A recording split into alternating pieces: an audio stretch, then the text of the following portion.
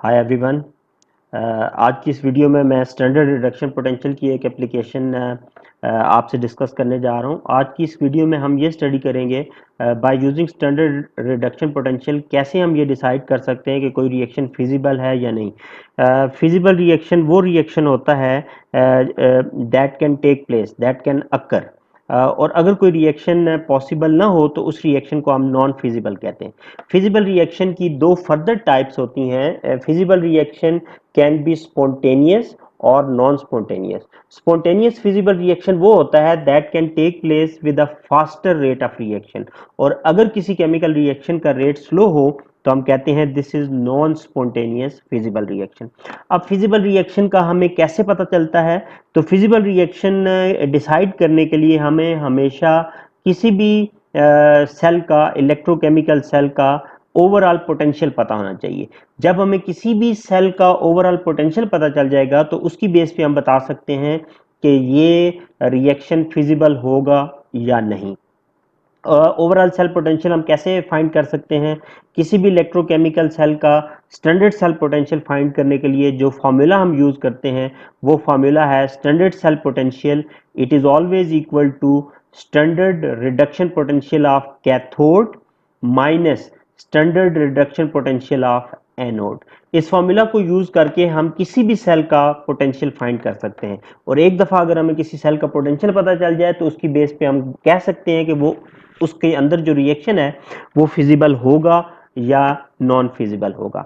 अब देखें, अगर किसी सेल का पोटेंशियल पॉजिटिव हो तो हमेशा उसका जो रिएक्शन है वो फिजिबल होगा।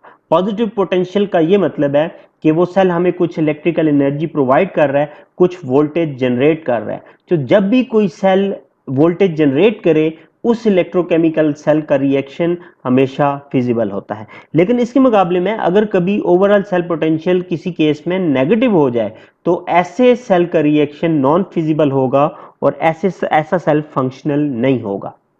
तो ये तो एक बात होगी कि आपने कैसे डिसाइड करना है कि कोई भी रिएक्शन फिजिबल है या नॉन फिजिबल है। उसका आपने पोटेंशियल फाइंड करना है। अगर ओवरऑल पोटेंशियल पॉजिटिव है तो रिएक्शन फिजिबल होगा, और अगर ओवरऑल पोटेंशियल नेगेटिव है तो रिएक्शन नॉन फिजिबल होगा। उसके बाद हम ये भी याद रख सकते हैं कि कैसे एक फिजिबल रिएक्शन किस लिमिट पे स्पॉन्टेनियस होगा या नॉन स्पॉन्टेनियस होगा। तो उसके लिए हमें जो लिमिट माइंड में हमेशा याद रखनी है, अगर कोई रिएक्शन हमने डिसाइड करना है कि ये स्पॉन्टेनियस है तो उसका ओवरऑल सेल पोटेंशियल या तो 0.3 वोल्ट के इक्वल होना चाहिए या इससे ग्रेटर होना चाहिए। इसका मतलब है अगर कोई सेल अपने केमिकल रिडॉक्स रिएक्शन से 0.3 या इससे ज्यादा वोल्ट प्रोड्यूस करता है तो उसका रिएक्शन ना सिर्फ फिजिबल होगा बल्कि स्पॉन्टेनियस भी होगा, यानी कि वो रूम टेम्परेचर पे quickly it can take place. तो ये इंफॉर्मेशन हमारी हेल्प करेगी ये बताने में कि कोई रिएक्शन, कोई फिजिबल रिएक्शन वो स्पॉन्टेनियस है या नहीं। मैं एक दो एग्जांपल्स आपको देता हूँ, इससे आपको ये चीज़ क्लियर हो जाएगी कि कैसे आपने डिसाइड करना है कि कोई केमिकल रिएक्शन, कोई केमिकल रिडॉक्स रिएक्शन फिजिबल है या नहीं। एक एग्जांपल देखें। लेट सपोज आपको दो हाफ सेल दिए हूँ। एक हाफ सेल जिसमें Fe3+ और Fe2+ प्रेजेंट है, इसका स्टैंडर्ड रिडक्शन पोटेंशियल अवेलेबल होगा। दूसरा हाफ सेल हम सिल्वर का ले लेते हैं, इसका भी स्टैंडर्ड रिडक्शन पोटेंशियल आपको अवेलेबल होगा। अब इन दो स्टैंडर्ड रिडक्शन पोटेंशियल की वैल्यूज को यूज करके जो क्वेश्चन आपको पूछा जा सकता है, जो क्वेश्चन आपको कहा जा सकता है, write down a balanced chemical equation for a feasible reaction. तो हमने हर सूरत में एक ऐसी केमिकल इक्वेशन बना के देनी है एक ऐसे रिएक्शन के लिए जो फिजिबल हो। फिजिबल होने का मतलब है उसका ओवरऑल सेल पोटेंशियल पॉजिटिव होना चाहिए। तो पॉजिटिव सेल पोटेंशियल के लिए एक सिंपल सी ट्रिक जो आपको मैं बता सकता हूं, जो आप याद रख सकते हैं। और कोई भी दो हाफ सेल आपके दिए हूं, आप उन दो हाफ सेल को यूज करके हमेशा एक फिजिबल रिएक्शन बना सकते हैं अगर आप इस ट्रिक को फॉलो करें। वो ट्रिक क्या है? ट्रिक ये है कि आप इन दोनों हाफ सेल के स्टैंडर्ड रिडक्शन पोटेंशियल देखें और आप ये नोटिस करें कि इन दोनों हाफ सेल में से किस हाफ सेल का standard reduction potential mathematically it has a greater value. हमेशा जिस हाफ सेल के स्टैंडर्ड रिडक्शन पोटेंशियल की वैल्यू मैथमेटिकली ग्रेटर होगी, it must undergo reduction, it must act as cathode.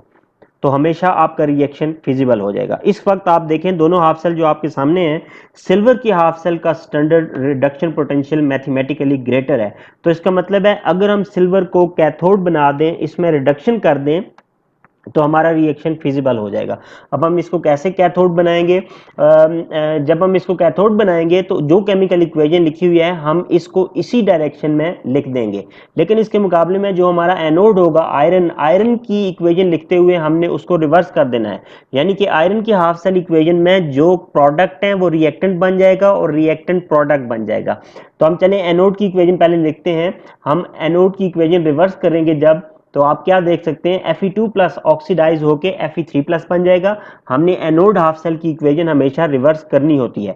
Cathode की इक्वेशन हमने विदाउट एनी चेंज इसी direction में लिख देनी है। सिल्वर 1 प्लस प्लस इलेक्ट्रॉन लेके रिड्यूस हो जाएगा और सिल्वर एटम बन जाएगा। एक और बात आपने याद रखनी है, जब आपने केमिकल इक्वेशन बनानी है तो हमेशा आपने इरिवर्सिबल एरो यूज करना है।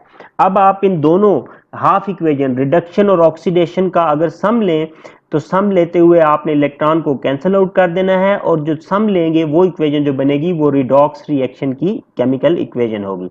रिडॉक्स रिएक्शन की जो केमिकल इक्वेशन यहाँ पे बनेगी वो Fe2 plus plus Ag1 plus gives Ag solid plus Fe3 plus.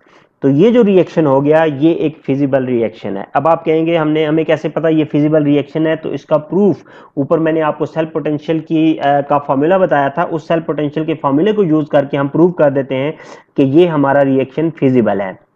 आप ये देखें, आपने इन दोनों हाफ सेल में से सिल्वर हाफ सेल को आपने कैथोड यूज किया है, तो आपका जो फॉर्मूला यूज होगा सेल पोटेंशियल के लिए, कैथोड सिल्वर आयन का जो रिडक्शन पोटेंशियल है सिल्वर हाफ सेल का, वो आप पहले यूज करेंगे 0.80 माइनस 0.77।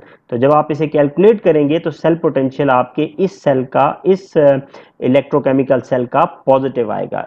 आंसर जो आ रहा है पॉजिटिव 0.03 वोल्ट। ये रिएक्शन फिजिबल है। ठीक है, ये रिएक्शन स्पॉन्टेनियस तो नहीं है, लेकिन एटलीस्ट ये रिएक्शन फिजिबल है। इसका मतलब है कि ये रिएक्शन पॉसिबल है।